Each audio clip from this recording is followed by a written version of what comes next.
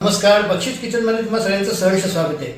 आता आज जी रेसिपी आपण पाहणार आहोत किंवा मी तुम्हाला दाखवणार आहे ती आहे मधुमक्याची किंवा स्वीट कॉर्नची उसळ किंवा त्याला डाळ म्हणतात. आता सगळ्यात पहिले जे आहे ते आपण मिक्सरमध्ये या मधुमक्याचं किंवा स्वीट कॉर्नचं आपण वाटण तयार करून घेऊयात. आपण बघू शकता स्वीट कॉर्न मधुमक्का आपण छानपैकी वाटण तयार करून घेतलं मिक्सरमधनं. आता आपण ह्याला फोडणी देऊयात. आता सगळ्यात पहिले जे आहे ते आपण याच्यामध्ये तेल टाकूयात. कढई ऑलरेडी मी गरम करायला ठेवली होती, त्याला तेल थोडं जास्त लागतं. आता सगळ्यात पहिले जे आहे ते आपण मोहरी टाकूयात. तेल चांगलं तापलं आपलं. 1 चमचा मोहरी घेतली आहे, 1 चमचा बडीशोप घेतली आहे, 1 चमचा जिरे घेतले. हे सगळं चांगलं तडतड झालं. याच्यामध्ये आपल्याला तडका मिरची आणि हिरवी मिरची जी घेतली ती टाकायची आहे. त्याच्यानंतर 1 डाळी कढीपत्ता टाकायचा आहे.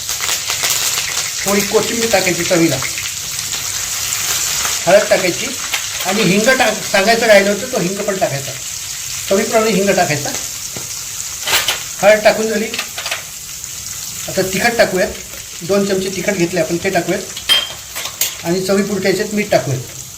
आता याला चांगलं हलवून घेऊयात. ही डाळ टाकायची.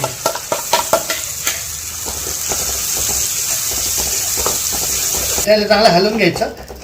आता हे करत असताना जे ह्याच्यामध्ये तुम्ही जर का तुम्हाला आवडत असेल तर तुम्ही डाळीचं पीठ पण घालू शकता किंवा भाजके पोहे किंवा कागदी पोहे असते ना, त्याचं मिक्सरमधनं पीठ तयार करायचं आणि ते पण टाकू शकता. एक ॲडिशनल चव आहे ती, पण मी प्युअर मधुमक्याचीच उसळ तुम्हाला दाखवत आहे. आपण याच्यामध्ये डाळीचं पीठ टाकलेलं नाही किंवा दुसरं काही टाकलेलं नाही. आता आपण याला एक चांगलं 10 मिनटं वाफ शिवू द्या. त्याच्यावर आपण झाकण ठेवून देऊयात. 10 मिनटं झाले. आपली मक्याची उसळ छानपैकी तयार झाली आहे बघा. आता मी तुम्हाला सर्विंग बाउलमध्ये काढून दाखवतो.